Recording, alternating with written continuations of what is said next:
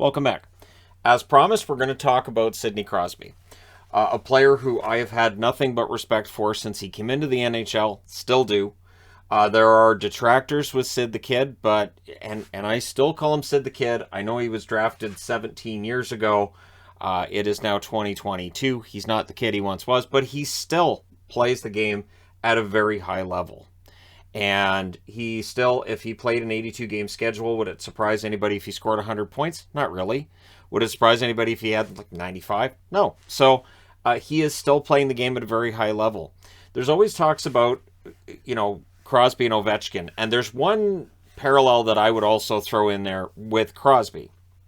So in Crosby's case, he is a number one pick in 2005. So he doesn't lose that lockout season that Ovechkin does as the number one pick in 2004. However, he's been affected by the same shutdowns as Ovechkin, whether it's the league pause, whether it's the lockout shortened season of 2012-2013, the shortened season of 2020-2021, plus at one point in his career, it looked like Crosby's career would be a short one. It did. There was real concern about whether or not he would ever be a top player in the NHL, whether he would ever play 82 games again. So, his first year in the league, 2005-2006, 81 games played, 39 goals, 63 assists, which was 7th, 102 points, which was 6th. He's an all-rookie team member, and he's second in Calder behind Alex Ovechkin. So that comparison is there right from the beginning. Ovi with a 50-goal season as a rookie, he gets that Rookie of the Year win, and for Crosby, he ends up being second. I think Sid's okay with that, though. 06-07, 79 games, 36 goals, 84 assists, which was second in the league, 120 points, which is first. So he explodes on the scene, and in his second year, 120 points, absolutely fantastic. Makes his debut in the playoffs, 5 games, 3 goals, 2 assists, 5 points. He's a first-team All-Star. He wins the Hart. He wins the Pearson, which is now the Ted Lindsay Award. And he wins the Art Ross as well. So really, a fantastic season. One of the best seasons you could imagine for a player. And it's very, very early on. And so Crosby is one of, really, this is what happens with National Hockey League players. The explosive offense is usually when they first come in through their early, mid-20s. And then they're more rounded player once they hit their 30s. They might not have that same explosive offense, but they become a better all-around player. 2007-2008 only plays 53 games that year, as he misses 21 games with a sprained ankle, and then 2 weeks later, he misses 7 more games with an ankle injury. So 24 goals, 48 assists, 72 points. In the playoffs, they go all the way to the Stanley Cup final that year. In 20 playoff games, 6 goals, 21 assists, 27 points. So he gets Pittsburgh all the way to the final. They lose against Detroit, but we can see this team's going to win a championship. 2008-2009, he plays 77 games that year, 33 goals, 70 assists, which is second in the NHL, 103 points, which is third. In the playoffs, he plays 24 games, 15 goals, 16 assists, 31 points. He wins the Stanley Cup. Now, he does not win the Conn Smythe that year. That went to Evgeny Malkin. And the Malkin-Crosby one, too, is just ridiculous. It is insane that you have the best player of his generation in Crosby and one of the best players in the generation as well as Evgeny Malkin, who happen to play on the same team. So if you shut down Crosby's line, great. Now here's Malkin's line. Whoops. So, 2009-2010, as defending Stanley Cup champions, an incredible season for Crosby. 81 games, 51 goals, which is first in the NHL that year, 58 assists, which is 8th, 109 points, which is second. So, again, explosive scoring from him. 13 games in the playoffs, 6 goals, 13 assists, 19 points. He's a second-team All-Star, wins the Messier Award, so some leadership there, and the Rocket Richard Trophy. So, overall, just an absolutely great season for Sidney Crosby. And then things start to kind of turn. So 2010-2011, he only plays 41 games, 32 goals, 34 assists, 66 points. February 1st, misses 41 games, and then 7 in the playoffs due to a concussion. And this is where we start getting into the idea of, 66 points in 41 games, everything seemed to be going great, and then it's just, he's done. And there were questions about whether or not he was going to be the same player again. The concussion issues continue. October 3rd of 2021, or 2011, I should say, he misses 20 games post-concussion symptoms. He only played 22 games the following season. So, 8 goals, 29 assists, 37 points. In the playoffs, 6 games, 3 goals, 5 assists, 8 points.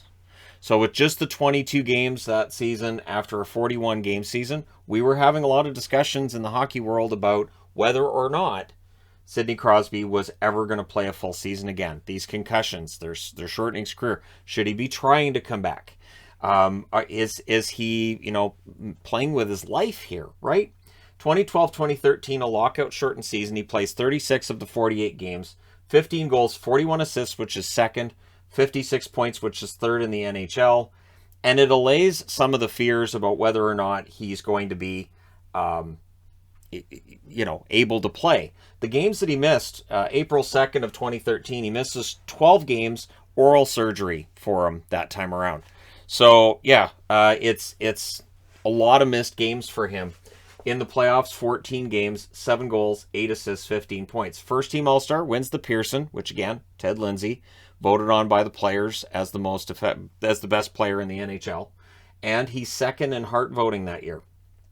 So 2013-2014, we've gone through 3 seasons now where he's missed a lot of time. He plays 80 games in 2013-2014. Very, very important season for him. 36 goals, which is 7th in the NHL. 68 assists, which is first. 104 points, which is also first. In the playoffs, 13 games, 1 goal, 8 assists, 9 points. First team All-Star, wins the Hart, wins the Pearson Award again, the Ted Lindsay, and he wins the Art Ross as your leading scorer in the NHL. He's back. After 3 years where there was some concerns about whether or not he'd play a full schedule, no problem. 2014-2015, 77 games, 28 goals, 56 assists, which is third. 84 points, also third. He's one of the best setup men in the league. And in the playoffs, 5 games played, 2 goals, 2 assists, 4 points. He's a second-team All-Star that year. So, kind of a down year by his standards, just a second-team All-Star, but he plays the 77 games. 2015-2016, 80 games played, 36 goals, which is 7th in the NHL, 49 assists, which is 9th. Combined, he's third in points with 85.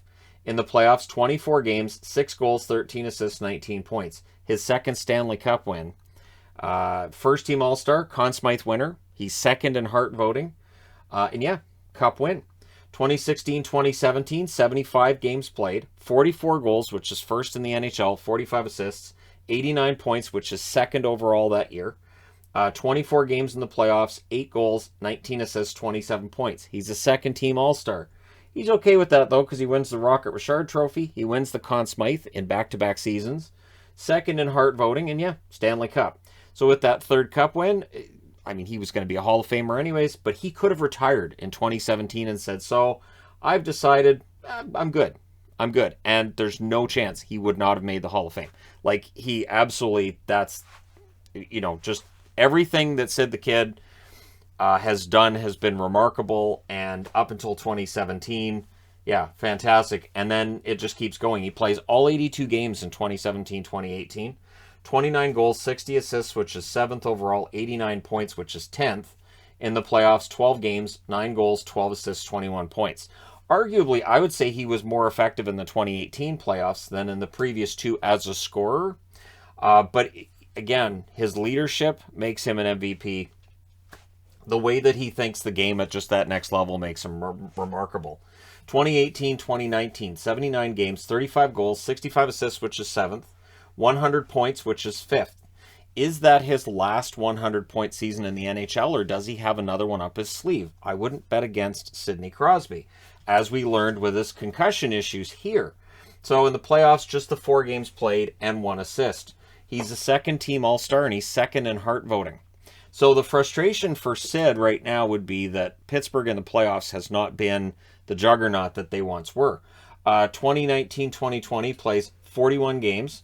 As on November 16th, 2019, he ends up missing 28 games with a core muscle injury. October 10th, 2016, he had a concussion that took him out 6 games.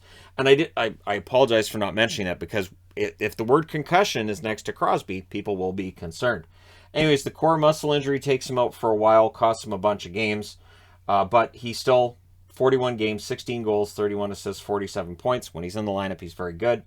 4 games in the playoffs, 2 goals, 1 assist, 3 points. They get upset by the Montreal Canadiens in the play-in round. And so, again, the storyline with Pittsburgh is their need to get out of the first round that they haven't been past since 2018 when they get knocked out in the second round by Washington. But the blame doesn't really go to Crosby, and it shouldn't. It really shouldn't. He has been fantastic. 2020, 2021, 55 games played, 24 goals, 38 assists, 62 points, which is 10th in the NHL. So he's still a top 10 scorer as of last year. 6 games in the playoffs, 1 goal, 1 assist for 2 points. Again, rough go in the playoffs for Pittsburgh. But, regular season, he's been fantastic. This year, he's played 38 games.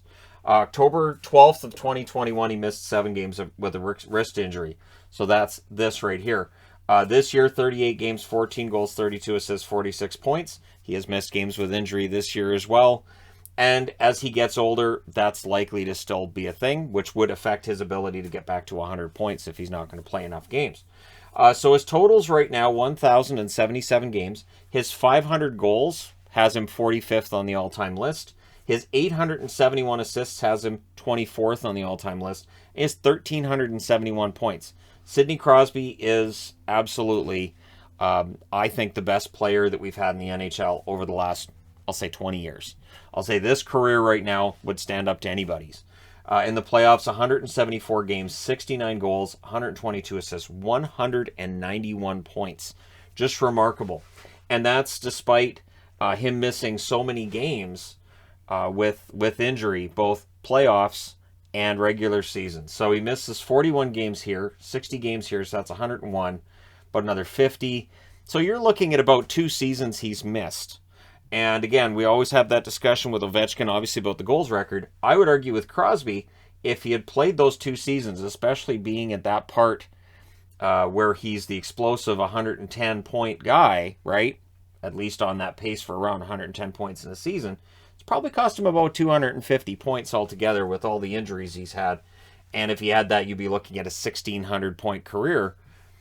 Right? So it has made a difference. Now, if we look at his winning, we talk about the 3 Stanley Cups. It's not just that.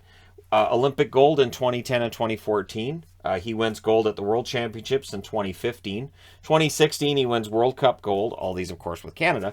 World Junior Championships, he wins gold in 2005, and that's after he won silver in 2004 at the World Junior Championships. And at 21 years of age in 2009, when they won their first Stanley Cup with Crosby at the helm, he became the youngest captain to win a cup in history. So, absolutely remarkable career.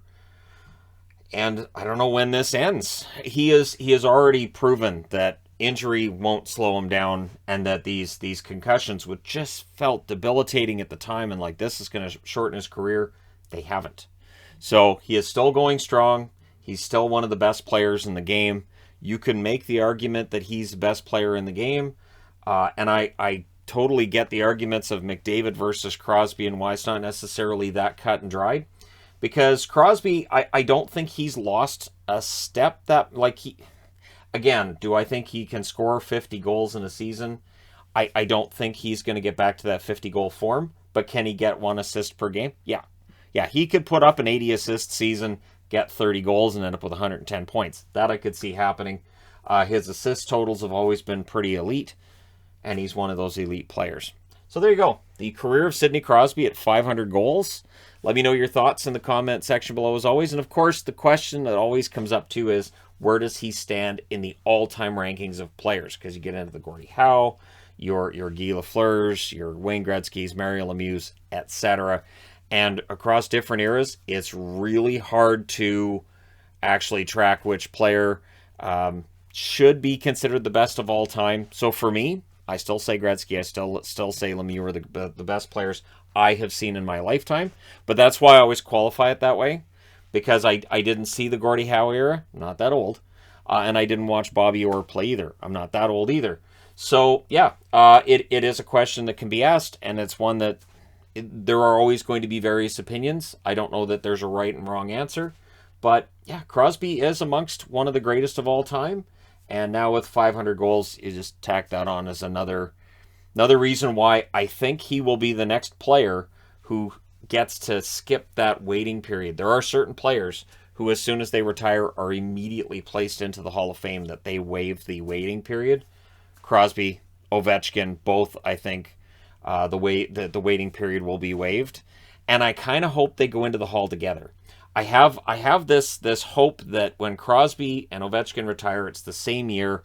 They waive the waiting period. They both go in together because they both had absolutely fantastic careers. And in the case of Crosby, it's one that we did think about a decade ago might not be that long, and he's still playing. So let me know your thoughts. Hit like and subscribe if you're browsing your way through. You just happened upon this video. Thank you guys so much for your support. I will talk to you again soon.